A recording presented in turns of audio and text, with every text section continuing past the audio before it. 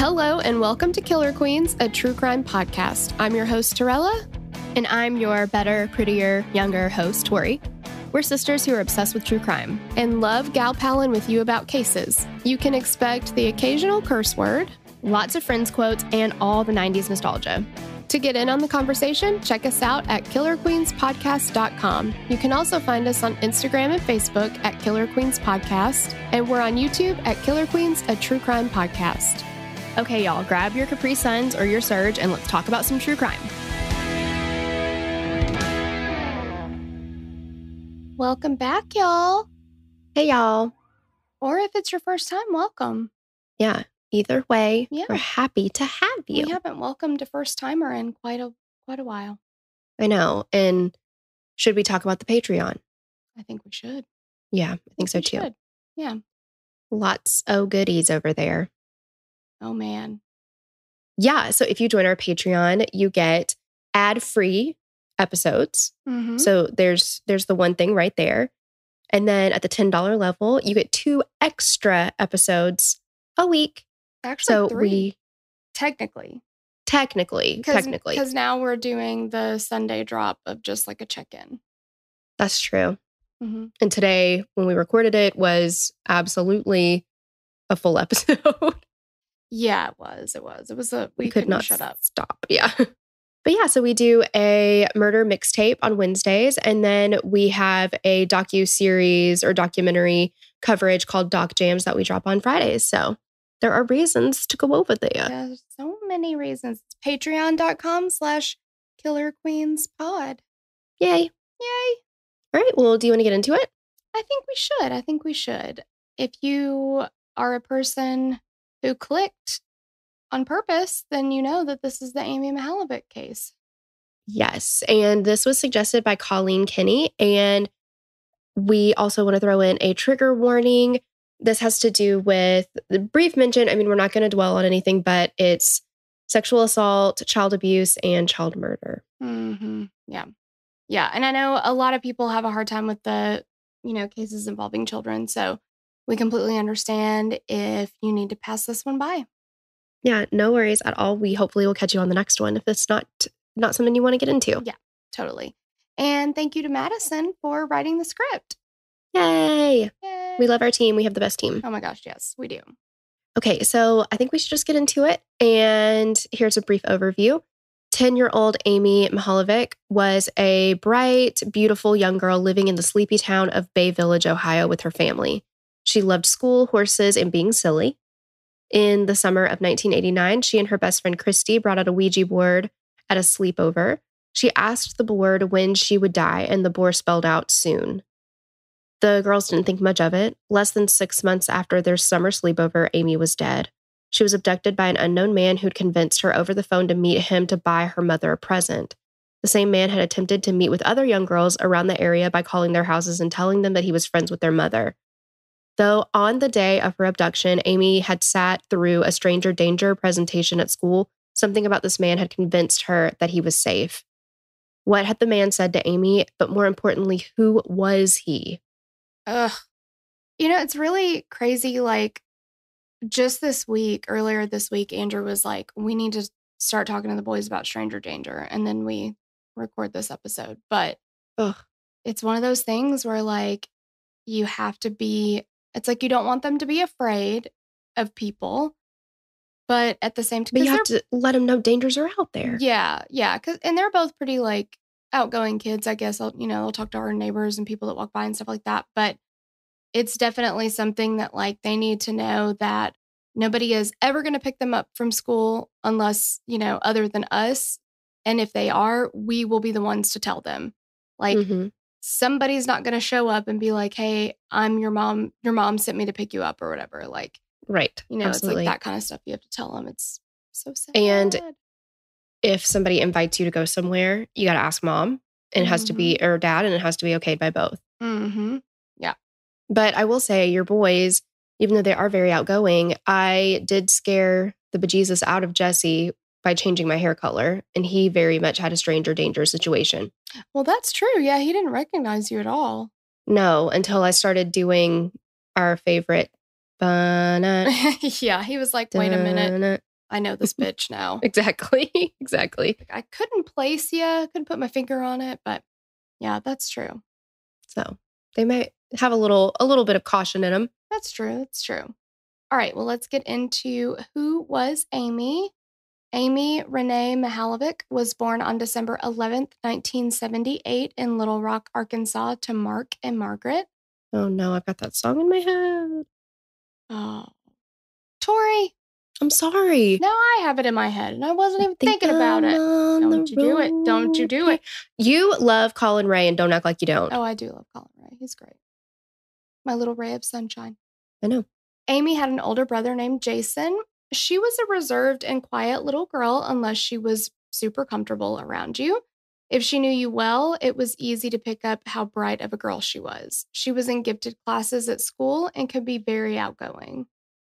In a video that her family released to the public after her disappearance, Amy is seen giving a report on a book in front of her class.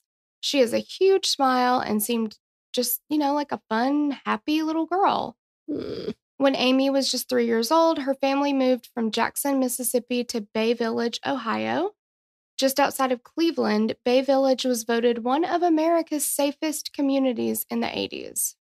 That's so sad. I know, like when stuff like that happens, it's like you let your guard down, You're just like, you're in a city where you're just like, nothing's going to happen here.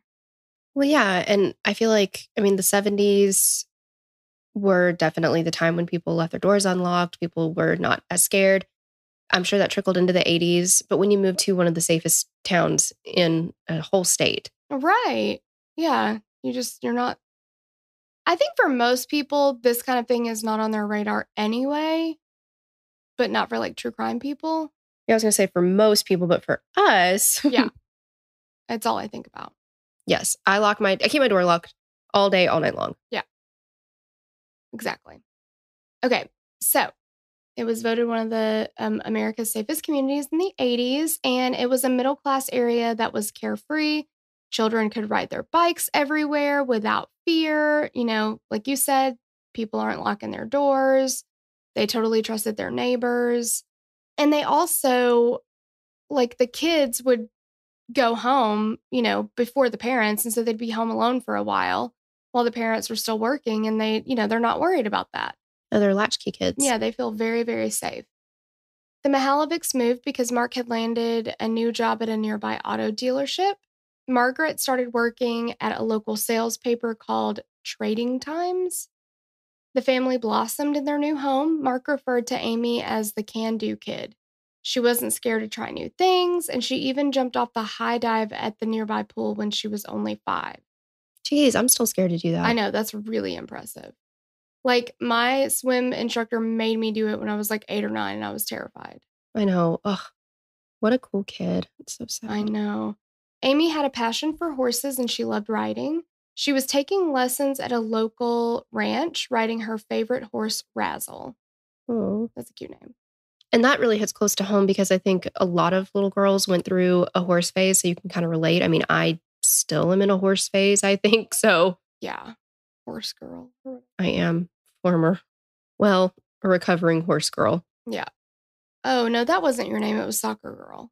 It was soccer girl, but they would have been interchangeable. Yeah, basically. I did not go through a horse phase. See, you went through a dolphin and whale phase? Yeah, I sure did. Yeah. I had like a whale fluke necklace and stuff. And whale plush animals and stuff. Yeah. Free Willy, man, will do it to you. Yeah.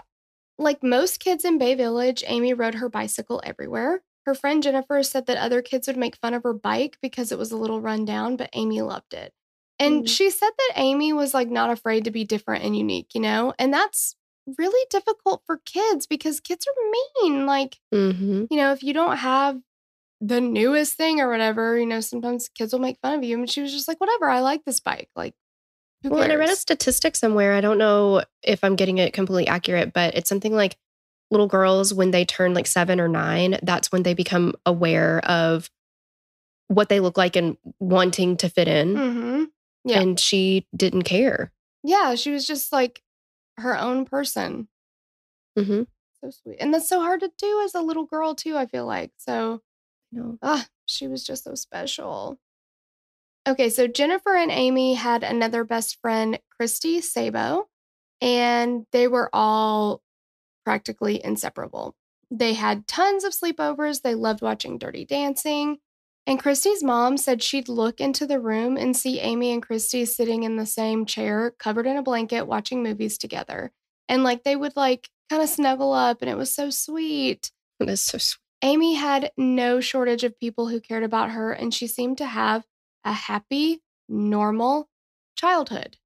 Mm-hmm. Let's talk about the day of the abduction. On Friday, October 27th, 1989, the day started out like any other day. At 7:20 a.m., Jason and Amy rode their bikes to school. Amy was in the 5th grade and Jason was in the 7th grade, but they both attended the same school. Christy remembered walking down the hall past Amy's classroom that morning. She looked in and saw her friend hunched over and writing at her desk. That day, an officer from the Bay Village Police Department came in as a special guest to talk to the children about stranger danger. He gave the 5th graders a rundown of how to stay safe and why it was important to be aware of people around them, especially if they were strangers. The 5th grade classes were dismissed around 2 p.m. They were always released an hour before 7th graders, so it was typical for Amy to beat Jason home. Around 3:10 p.m., when Jason left school, his plans changed. He planned on biking to a nearby strip mall because he had a coupon for Baskin-Robbins.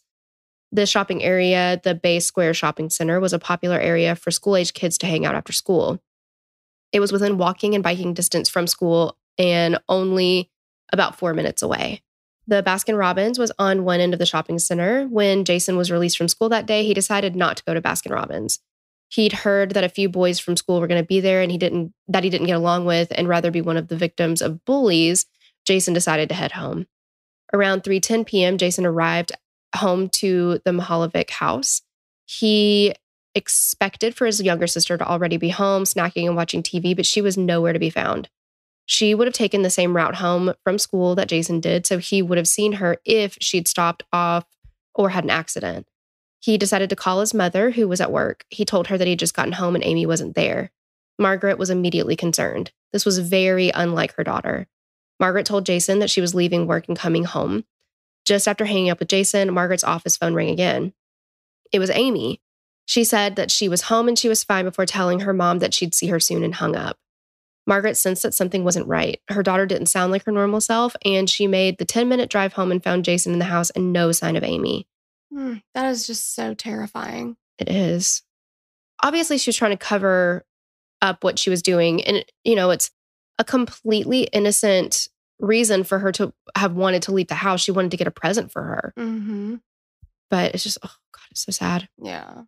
And this is a time before cell phones, but before caller ID. Right. So she couldn't have known where she was calling from. Yeah. It's so frustrating. It's like, I feel like if we just had like one additional piece of information, this case could be solved.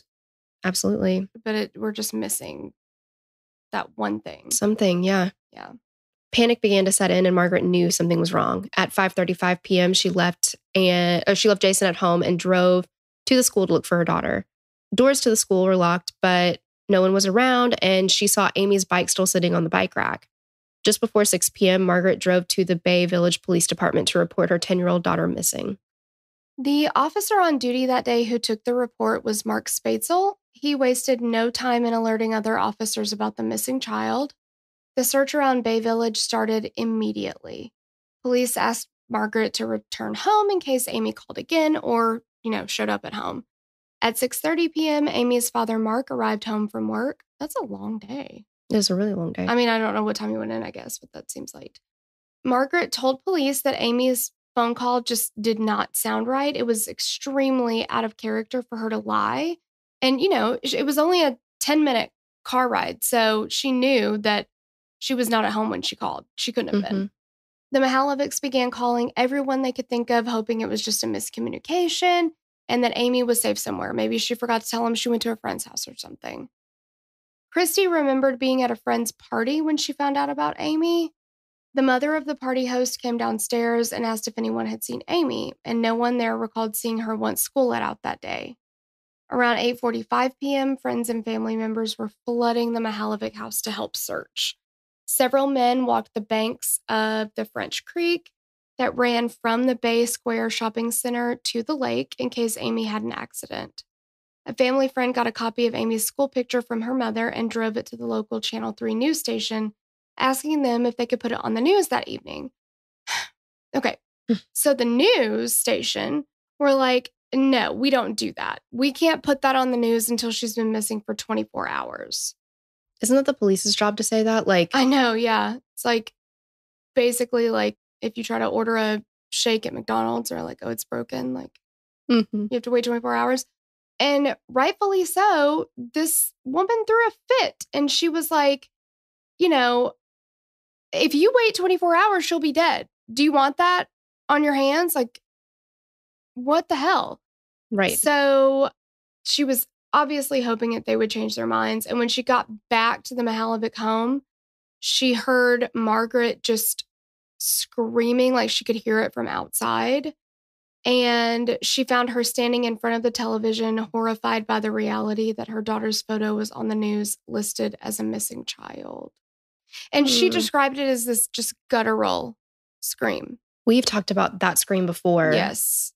Yes. It's the scream that only a mother can produce, from what I have heard, of a mom missing or losing a child. Yeah, absolutely. I feel like we talked about it in the Shauna Howe case. Like, I feel like that's the first time I heard it described as guttural. Yeah. Maybe. But yeah. So awful. The next day, Saturday, the search continued. Police had helicopters, planes, and search dogs out looking for any sign of Amy. The FBI was quick to join the search and went about questioning the family. Margaret was confirmed to have been at work by several coworkers during the time that Amy had disappeared. Her husband, Mark, was at work at a Buick dealership in Cleveland. He left work, stopped for gas, and arrived home at 6:30 p.m. His alibi was verified and the family was eliminated as suspects. Police pretty quickly dismissed the idea of Amy being a runaway as well. There was no information to point to Amy being unhappy or having any history of running away. Her best friend Christy told police that Amy would never leave home on her own because she loved her dog too much. It's just so sweet. It's like totally something that like a little kid would say, you know? It's like, well, but she loves her dog. She can't leave here. Like, ugh. Oh, so sad. It's so sad. As the searches continued in Bay Village and the surrounding areas, there was a media blast with Amy's picture and pleas for information regarding her whereabouts or if anyone had seen her after school. Classmates from Amy's school came forward to provide more information about her movements after school that day. 2 friends confirmed that she had left the school around 2:04 p.m. when class was dismissed. The 3 of them walked the short distance to the Bay Square shopping center, where there were already several classmates hanging out in front of the Baskin-Robbins. They said that Amy left them to stand by herself and then continued on. The 2 11-year-olds recalled seeing Amy standing by a pole on the sidewalk near Baskin-Robbins, looking like she was waiting for someone. They saw a man approach her, lean down to speak to her, and place his hand on her back as he guided her towards the parking lot. At this time, not really thinking anything of what they've seen, the kids turned away and back to their friends. When they looked back, both Amy and the man were gone. The 2 witnesses were able to provide enough details for a composite sketch. While their physical descriptions of the man didn't exactly match, they did have some similarities. Both described a white male, approximately 30 to 35 years old, between 5'8" and 5'10", with dark hair. Both sketches were shown to the Mihalovics, but they didn't recognize either of them. Well, and I thought this was kind of weird. So one sketch had the man wearing glasses and one didn't. It's strange that like one of the kids was like, he was definitely wearing glasses, and the other one was like, I don't remember him wearing glasses. That's kind of a defining, like, yeah, it seems like it's a big detail. But I guess too, if you aren't thinking anything of it, you're not paying that close attention, maybe. Yeah. You're not even thinking to remember what he looked like. Exactly. Yeah, there's no need to. Yeah. I don't know. It's so sad and it's so crazy. Not long after police spoke to the 2 witnesses from the shopping center, one of the Mihalovics' neighbors brought her stepdaughter to the station. The girl said that during lunch period on the day of Amy's disappearance, she told her that she'd received a phone call from a man who told her that her mother was being promoted at work. He wanted to take Amy out to buy a gift for her mother and one for herself. This story confirmed what investigators and Amy's family had been dreading. Amy had been abducted. Gosh. Jason was shocked that his sister had seemed to walk off willingly with a stranger. He said that despite his sister being only 10 years old, she was very smart and definitely knew better than to leave with a stranger. And the rest of Amy's friends and family agreed, which left everyone wondering, how did this man convince Amy to meet and leave with him? 24 hours after Amy's abduction, the composite sketches were released to the media. Investigators worked on developing a psychological profile of the man. The last phone call that Amy made to her mother told them a lot. It was very likely that Amy was with her captor when she made that call. That suggested the man had quite a bit of confidence, allowing her to speak to her mom while she was with him. But I mean, like, also, I mean, I'm sure she was terrified. Just the whole thing is just sad. But I mean, that's a huge risk because she could very well just be like, hey, somebody has me, Right. 24 hours after Amy's abduction, the composite sketches were released to the media. Investigators worked on developing a psychological profile of the man. And that last phone call that Amy made to her mother told them a lot. It was a short phone call, but it was packed with information. It was very likely that Amy was with her captor at the time that she made the call, and that suggested that the man had quite a bit of confidence, allowing her to speak with her mom while she was with him. That's a huge risk. I mean, Mm-hmm. you don't know what she's going to say. I'm sure she was terrified and didn't want to. Or maybe at this point, the charade is still going. Like maybe he's like, okay, yeah, just tell your mom. Well, yeah, that's true. Yeah. And she's not wanting to give away the surprise. So she's just like, Right. And yeah, I'm sure I'm fine. Everything's fine. he probably told her too, like, hey, just let her know that you're okay. But don't tell her, remember, because it's a surprise, it's a secret. Yeah, this is our secret. Yeah. It was possible that he had Amy call to see if her mother had realized that she was missing, as well as to buy some time before her mother contacted the police. But he took a huge risk by meeting her in a very public place, and that reinforced his confidence in his plan. He was clearly a manipulator and a risk taker. I mean, her friends saw them leave together. Mm-hmm. I think that it says a ton about this individual. And like you just said, I mean, the fact that it clearly like reinforces confidence. But I think it's so insane to me. But I think what we have seen with other murderers and serial killers alike, they're like, well, nobody's gonna ever catch me. Right. Yeah. I can do what I want. Ugh. And so far, He's right. the next step was to dissect the reported phone call that Amy had received from her abductor. They believed he must have had some background on the family to convince her that he knew her mother. Police began searching for a connection with Margaret. She hadn't gotten a promotion, but had recently gone from part time to full time at the Trading Times. It's possible that Amy might have believed that this was a promotion. Margaret said it was possible that she could have met someone while on her lunch break at work and told them about her transition to full time. But, again, that's not something that you would be like, yeah, I remember every person I've ever talked to on my lunch break, Like, Right. you just don't think anything of it. Like when you just. Well, yeah, that's one of those things like in passing where it's like, oh, nothing notable there. Yeah, exactly. Yeah. And it's like, if somebody's just like, oh, what do you do? And you're like, oh, actually, I just, went from part time to full time, and, whatever. Like, I know. there's no reason to think anything of it, Mm-hmm. Police sent out letters in Bay Village and surrounding towns asking if children had received any suspicious phone calls recently, hoping they might find a connection. And they quickly found a girl around Amy's age in a nearby town who had received a similar phone call the summer prior to Amy's abduction. The girl was babysitting her younger brother. He answered the phone and told her he didn't know who it was, and so she took the phone from him.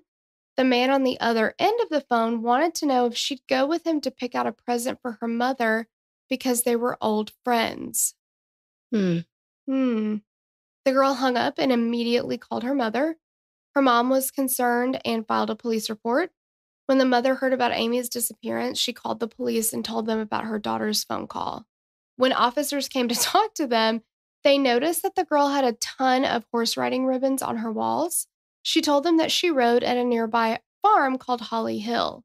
And this was the exact same farm where Amy took her riding lessons. Oh my gosh. I mean, It's like he's targeting specific little girls that love to ride horses. Exactly. And like, does he have a connection to this Mm-hmm. This ranch? farm. And yeah. Mm-hmm. All right. So Holly Hill Farm was at the edge of Bay Village, and Amy was a regular and well known there. Police wasted no time in executing a full search of the farm. Divers, dogs, and helicopters were used to search the area, which was very isolated at the time. There was a man who stood out to investigators. He was the caretaker who lived in a home in front of the stables. He was a relative of the farm owners and was often described as odd, unusual, like he made people uncomfortable. Mm-hmm. And reportedly, parents had complained about how creepy he was. Amy's friends said that he'd always paid extra attention to her, too. During the search of the farm, police found a pair of green sweatpants that fit the general description of what Amy had been wearing when she was abducted. They were collected and immediately sent off to be examined. Not long after police found out about the first girl who got in a mysterious phone call, they were contacted by another family. Two sisters who lived in nearby North Olmsted had gotten similar phone calls. The caller told the girls that he worked with their mom. He asked them personal questions about their ages, hobbies, their friends, and they felt he must have known when to call because they were always home alone when he called, which is so freaking creepy because it's like Mm-hmm. they were like, as soon as mom would leave, we'd get a phone call. It's like he was watching them or something. Every time he called, the girls noticed a car sitting outside of their house too, and they believed it was the caller watching them. Oh, gosh. Ah, it's so scary. The town of Bay Village was in a panic as well as the surrounding areas. Children did not go missing in Bay Village. With the discovery of the likely connection of the phone calls, everyone was on edge, knowing that there's a predator in the area. During the first week after Amy's abduction, police received between 400 and 600 tips, and they followed up on every single one with no strong leads. The composite sketches were updated by an FBI sketch artist and released again to the public. Amy's disappearance had become a national news story, and her face was everywhere. She was featured on America's Most Wanted. With the updated sketch, police received multiple tips about a local handyman that matched the description. His parents lived right across from the Bay Square shopping center, and he had recently worked on a house just a few doors down from Amy's. Police looked into the handyman and found that he had a rock-solid alibi for the time of Amy's abduction. 1 month after Amy's disappearance, on November 30th, 1989, the National Center for Missing and Exploited Children received a phone call from a female. The voice said that she was Amy Mihaljevic and she was in Farmington, Maine. The police immediately brought the recording to the call to the Mihaljevics, who confirmed that the voice belonged to Amy. Police in Farmington were contacted and a search began in the area. No sign of Amy was found. Despite Amy's parents believing the voice belonged to their daughter, FBI voice analysis Yeah. determined that it was not Amy. Continued investigation into the call found that the caller was a hoaxer who'd made similar calls in the past, who also had severe mental problems. She had no connection to Amy. The Mihaljevics and police were hit with yet another dead end when they found out that the green sweatpants located at Holly Hill Farms did not belong to Amy. Ugh. Mark and Margaret were determined to keep Amy's face and name in the spotlight. They knew that if her name fell out of the news, it would lessen the chances of people being on the lookout for her. On December 11th, Amy's 11th birthday, her parents and family made public pleas for the return of Amy. Her best friend, Christy, said, "Happy birthday. I hope you're alive and I hope you come home soon." Margaret wrote her daughter a letter that Jason read aloud. It said that if Amy were there, she knows she would choose angel food cake with confetti frosting and spaghetti for dinner. In her honor, that's what they were having for dinner. And she said she wouldn't tell her what her present was. She'd have to come home to see it. I just don't know how you go on. These family members and friends are just so strong to keep going. It's so sad. That's so sad. In the early morning hours of Thursday, February 8th, 1990, a jogger on Route 1811 in Ashland County, which is about 50 miles from Bay Village, noticed some clothing off the side of the road. She got closer and saw that it was the body of a young girl dressed in light green clothing. And she immediately contacted the police. And this is why I don't jog. It's just not safe. Well, I never find anybody when I'm sitting on the couch watching TV. Exactly. Just saying. Yep. That's the way to go. They placed a call to the Bay Village Police Department to notify them that they found a body and they believed it to be Amy. It was clear that she had been deceased for quite some time. The body was soon confirmed to be that of Amy Mihalovic, and the Bay Village Police had to let the family know. And Jason remembered thinking that, like, you know, at least the nightmare was over and that she was at rest, but knowing he would have a wound that would never, ever close. That's some really amazing insight for a kid who's like 13, 14 at the time. I know. Yeah. It's just like, and that's another thing that, like, you know, we talk about that ripple effect all the time, but to have a sibling be abducted and murdered when you're that young, it forces you to grow up Mm-hmm. a lot faster too, you know? And it's like, there's just so many things, like he can't enjoy being a kid anymore. Right. And of course, he doesn't have a sister there. It's just so sad. Mm-hmm. The field where Amy's body was found was the kind of place where the murderer would have to have prior knowledge of it. It wasn't just a place that he would have come upon by accident. It was a perfect dump spot, which I hate. I know, me too. Yeah. There were no houses nearby, and the flat, long road made it easy to tell if a car was approaching at night and would give the person plenty of time to hide. It didn't appear that Amy had been killed in the field. Based on the initial exam, investigators believed that she'd been killed in another location and was placed there likely within a few days following her abduction. A few yards from Amy's body, they found a curtain and a blanket, and those items were sent for testing. Police believed it might have been used to wrap Amy's body. Amy's autopsy showed blunt impact to the back of her head, but that wasn't believed to be fatal. Her cause of death was determined to have been from several stab wounds to the side of her neck. Mm. It's just horrific. She'd been dressed, however, her underwear was on inside out. This led the police to believe that she had been sexually assaulted. Due to the stage of decomposition, the medical examiner was unable to determine if there were any physical signs of sexual assault.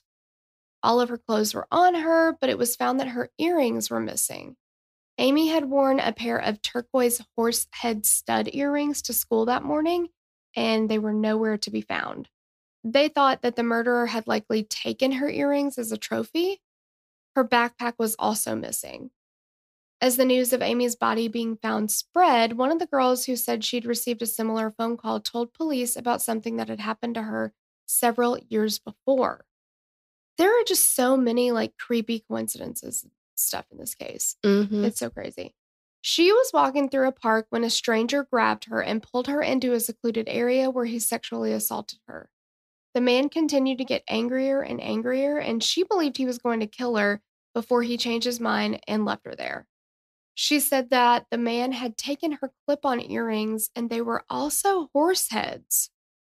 So weird. So weird. This was the same girl who had boarded horses at the same farm where Amy took riding lessons, and this strengthened their suspicion of the caretaker at Holly Hill Farm. The man told them that he'd been home most of the day, and there was a large period of time where he couldn't confirm his whereabouts. That's doesn't look good. No. He's like, yeah, I was home most of the day, and like there's nobody that can confirm that. So Yeah. So you got to take my word for it. yeah, exactly. Like, it doesn't look good. Police took a different approach and administered what they called truth serum. Why is this happening? I have no idea. I just don't, whatever. The solution of sodium pentothal. Yeah. Yeah. For some reason, my mind wanted to go pentothal, and I'm like, nope. That's what I wanted to do too. Oh, okay. All right. So it's Yeah. not just me. Sodium pentothal bypasses a person's inhibitions and it slows down their brain and takes away their impulse to lie. And it basically, like the way they described it was that it takes away the brain's energy to lie. But to me, there are plenty of people who I feel like it doesn't take energy to lie because it comes so naturally to them. Right. So I would feel like truth serum wouldn't work on them probably. Well, I'm sorry. This could be a completely scientific fact that there's such a thing as a truth serum. But if you say the words truth serum, I don't buy it. Yeah, it's a chemical and people believe it makes you tell the truth. Hmm. Yeah. While under the effects of the truth serum, the caretaker still denied having hurt Amy. Police felt he didn't have the mental capabilities to carry out the crime and he was ruled out. That's not enough. No, that's not enough. They're like, well, I mean, on the truth serum, he still said he didn't do it, so he must not have done it. Right. Like, Okay. yeah, we need to find some other way to corroborate stuff. Like, Hmm. it's ridiculous. 2 weeks after Amy's body was found, her ashes were scattered in her mother's family plot in Wisconsin. They held a service for her in Bay Village, where the church was overflowing with people who wanted to pay their respects to Amy and her family. With the permission of the Mihalovics, police put cameras inside of the church and in the parking lot, looking for anyone who was acting strangely. They felt it was likely that Amy's murderer would want to get close to the family and would have inserted himself into the searches for her. They began to look at everyone who helped out at the Amy Center, which had been the headquarters for Amy's searches. They found that a local man had just died by suicide from drinking a combination of soda and dry gas, which is a car fluid. I've never heard of that. I haven't either. That sounds Not awful. called dry gas, I guess. Yeah, it sounds awful. The man had been heavily involved in the searches for Amy. He was often at the headquarters and he knew Margaret. On the day that Amy's body was found, he had checked himself into a hospital. He looked similar to the composite sketches and had some very strange interactions with the family. He offered multiple times to clean the Mihalovics' home, Hmm. which is super weird.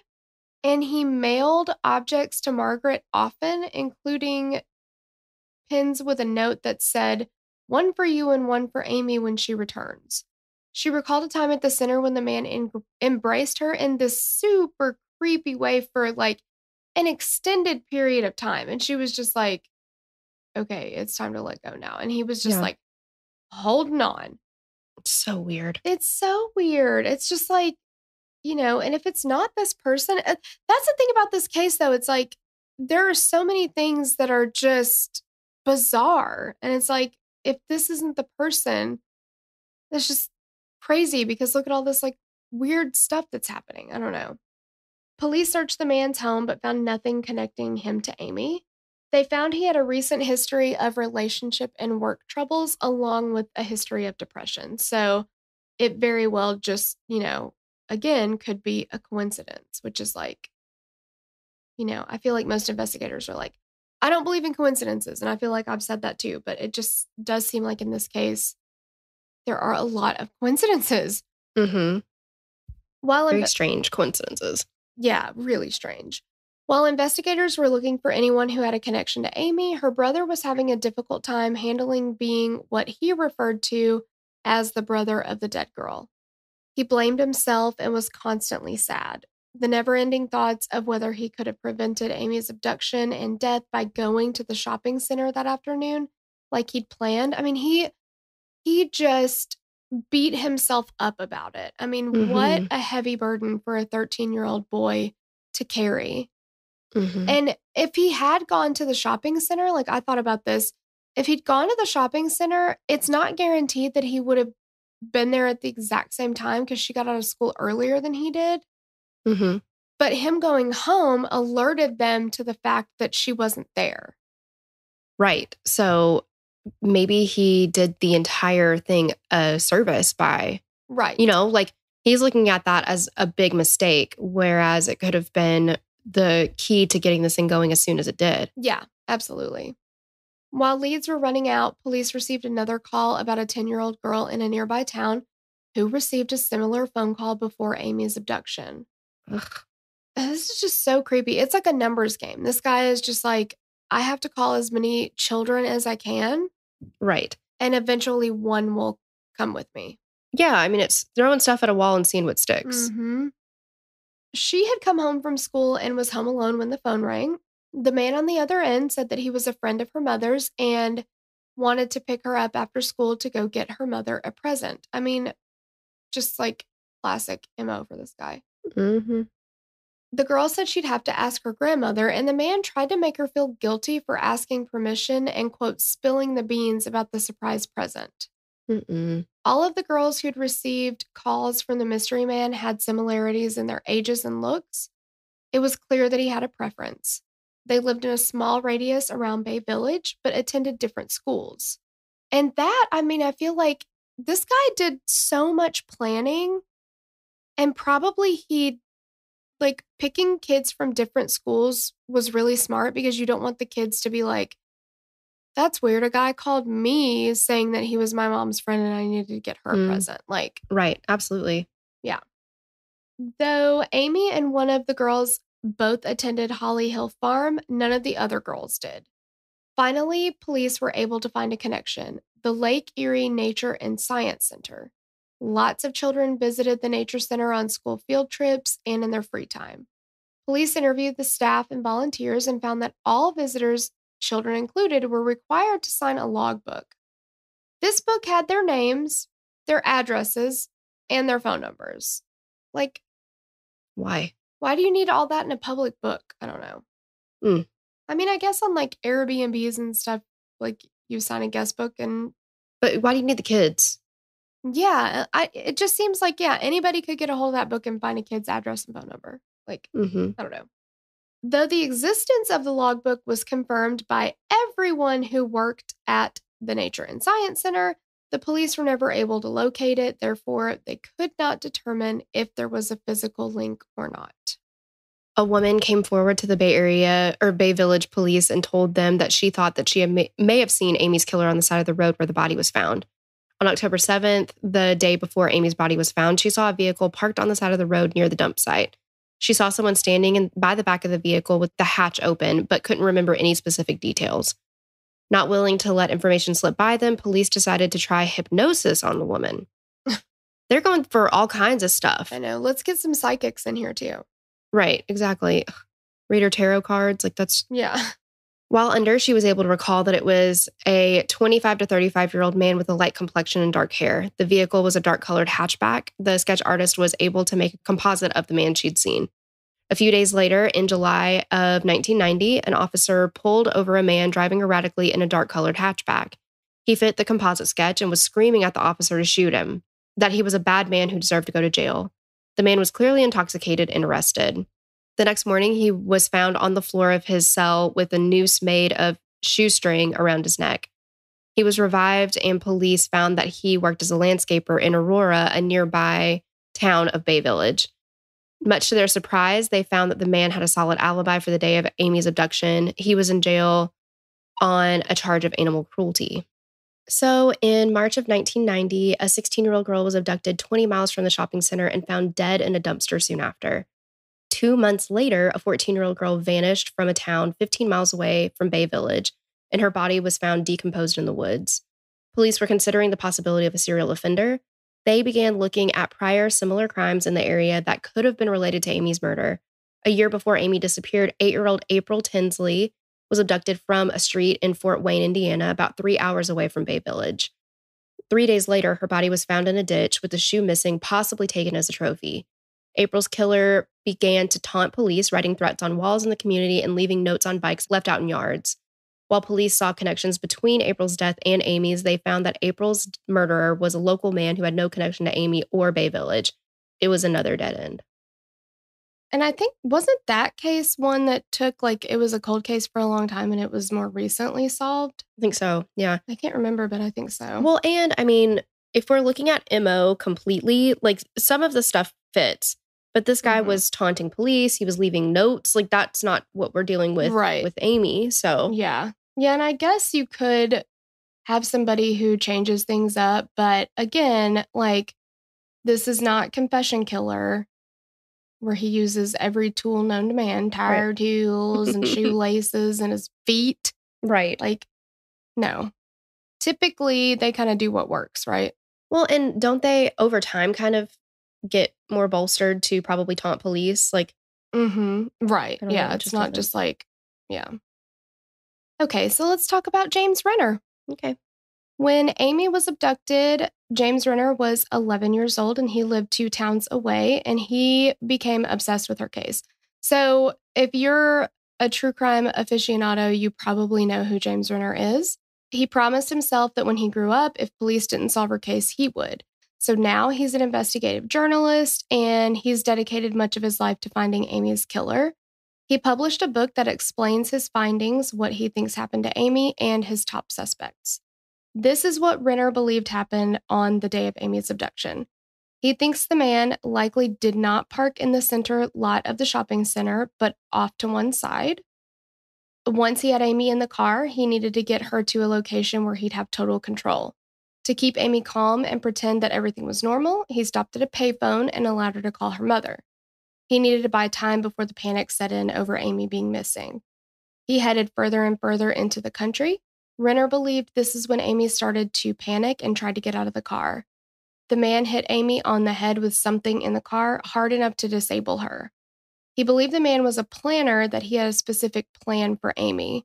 Once he got her to the intended location, he brought her in, undressed her, assaulted her, and then redressed her. He then stabbed her in the neck and let her bleed out. Once she had died, the man wrapped her in a blanket and curtain and drove her to the dump site. He knew the dump site and was familiar with the surroundings. I mean, that kind of makes sense to me. Yeah, I agree. I heard an interview with James Renner on, I think it was True Crime Garage a long time ago. It might have been on a different show, and they were talking about this case. And it's one that True Crime Garage has talked about a lot too, because they're also from Ohio, I guess. So it's like kind of a local case for them. But he said that when he was younger, and he was like obsessed with this case and he saw it on the news all the time, he said that his dad had told him, like, James, if you ever get abducted and you're held somewhere, he was like, eat everything, ingest everything, like ingest pieces of the carpet, ingest pieces of the like anything that you can get your hands on, so that morbidly after you're dead, they can figure out who. They can find those things and try to like link it to somebody. And I was like, whoa, that's like heavy for a kid to hear. Yeah. But it's also pretty smart, I feel like. Yeah, it definitely is. I don't know that I could eat carpet. I don't know. I don't know what I would do in that situation, but it's a good idea. But yeah, that is heavy, heavy, heavy stuff. Yeah. So years passed and police continued following leads and looking for connections between Amy's case and other young girls who'd been abducted in the area, but nothing panned out. In 2001, at a church in nearby Fairview, a large, shaggy man stood up in front of the pews and screamed, "My name is Richard Allen Fuller. I am known as Satan. I killed Amy Mihalovic." Whoa. Yeah. Several off-duty police officers there apprehended the man and brought him into the police station. The man rambled incoherently and couldn't seem to focus on anything. Nothing he was saying made very much sense. They searched the man's home and found lots of strange writings, but nothing related to Amy. They found that he was a diagnosed schizophrenic who wasn't taking his medication, and he was ruled out as a suspect. In 2008, James Renner got a call from a former student from Amherst, which was very close to Bay Village. He said that while he was in school, one of his teachers, Dean Runkle, volunteered at the Nature Center. Runkle was a middle school science teacher who would give his students extra credit for visiting the Nature Center. He bred mice and would often take them to the Nature Center to feed them to the snakes. There were also several allegations from former students and parents that Runkle had lots of inappropriate contact and conversations with his students. The school's old principal said they'd investigated him twice for improper relationships with students. When police questioned Runkle, he denied knowing anything about the Nature Center, though there were several people who placed him there. That's very odd. Yeah. It's like, well, we know that you know about it, though. Yeah, we have proof that you have been there often. At the time, he was living in New London, Ohio, about 2 miles from where Amy's body was found. And he was a dead ringer for the composite sketch. When Renner received this call, Runkle had already left the area approximately 5 years earlier and had moved to Key West. Renner was determined to talk to him. He traveled to Key West and spent 2 days looking for him and showing his picture to locals with no luck. As he was leaving the area, he stopped at a stop sign and Runkle walked across the street in front of him. Wow. Renner jumped out to confront him, and Runkle said that he never denied anything. He never said he didn't do anything. Renner bluffed and asked Runkle what he'd say if he told him he had a photo of him and one of his students at the nature center. And Runkle said that he never told police he wasn't at the nature center. He only told them he didn't remember being there. That doesn't make any sense. I never said I No. wasn't there. I just said I didn't remember ever going. Like, Yeah. those two things don't go together. And yeah, it's like, that's how you say I wasn't there. Like, I don't. And the police are like, no, he said he wasn't there. Right. Like, shut up. Renner brought this information back to Bay Village police, who did not seem very interested or willing to act on it. 25 years following Amy's murder, police were given additional resources to investigate Amy's case. Billboards were posted pleading for information, and they hired a retired FBI agent to re-examine the case. At the time of the discovery, no evidence was found on the blanket and curtain that were near Amy's body. A reevaluation found dog hairs on the curtain that were confirmed to belong to the Mihalovics dog. Police released pictures of the curtain, hoping that someone might recognize it.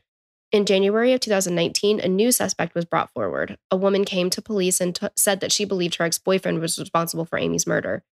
The man, who would have been approximately 30 years old when Amy was abducted, was living less than a mile and a half from the shopping center. He also had a niece in the same grade as Amy, and her family knew the Mihalovics. On the night Amy went missing, the man didn't come home. His ex-girlfriend said that he called her around 10 p.m. asking if she was aware of the news coverage on Amy. On the day Amy's body was found, an FBI agent was tasked with recording all cars and license plates that drove by the dump site. The man's car was one that had been recorded, and he had no reason to be in the area. The man came into the police station to speak with investigators and made a lot of suspicious statements, including that 1989 to 1990 was a dark period for him. Initially, he denied that Amy had ever been in his car. When asked again if it was possible, he said, "Okay, but I don't know what the situation would have been." How's that possible? Right. This young girl might have been in your car at some point. Mm-hmm. He also said that his DNA could possibly be on the curtain near Amy and on her body if someone had planted it on her. He agreed to a DNA swab and polygraph test. Though it's obviously not the most reliable test of truth, the lie detector test indicated deception. The man never showed up to the station on the following day to sign the papers allowing police to search his storage unit. Police got a warrant and searched it, seizing evidence.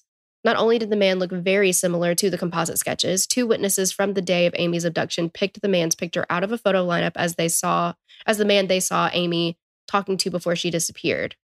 But this is 25 years later? Right. That's not reliable at all. Mm-mm. And these were children, right? Yeah. At the time. Yeah. Yeah, that's not. I don't know if No. We want answers, right? Obviously, everybody wants answers, but this is not the way to go about it. No, this is memories fade. Your brain fills in stuff. Like, that's not. Yeah, if you want this man to be the man, then Yeah. you could easily, Then your brain could like, say, okay, yeah. So as far as we or Madison could find, this is the most recent update on her case, and the man has not been publicly named. Amy's murder is still not a cold case. Police continue to investigate it and actively search for leads. Her beaten-up bicycle is still sitting in their evidence room. Shortly after Amy's death, Mark and Margaret got divorced. They reportedly had marriage problems before their daughter's death, but the tragedy brought them to the surface. Margaret was diagnosed with lupus and moved to the east side of Cleveland and reportedly developed an alcohol addiction. Mark and Jason did their best to move on. Mark remarried in 1995 and inherited several new stepchildren who grew very close to Mark and Jason. In late 2001, Margaret was found dead in her apartment from possible complications from chronic alcoholism. Jason is now married with children of his own. Renner continues to investigate Amy's case, hoping he can bring justice to her and her family. He believes that the Nature Center is very important in this case. That is the connection that will ultimately lead to the apprehension of Amy's killer. Rough stuff. It is. It's so rough. I know. It's really sad. Thank God for people still working the case, though. I know. Let us know what you guys think about it. Do you think that Runkle had anything to do with it? Yeah. And also, like, it seems like everybody that they talk about as a suspect matches the composite somehow. And, like, they can't all look exactly the same. I just feel like composites end up being, like, you could see different people in composites. Oh, absolutely. I don't know. Yeah. It's tragic, though. I know. So let us know what you guys think about it. And, Yeah. Thank you so much for listening, and we'll catch you on the next episode. bye. Bye. We'd love to hear your thoughts on this case. Connect with us on Instagram or Facebook to continue the conversation. Thanks for listening, and we will meet you back here next week. Bye. The theme song for the show is created and composed by Stephen Toby. You can find more of Stephen's work on SoundCloud. Our logo was created by Sloan Williams of Sophisticated Crayon. You can find more of her work on Etsy. Visit us at killerqueenspodcast.com for merch and other info about the show.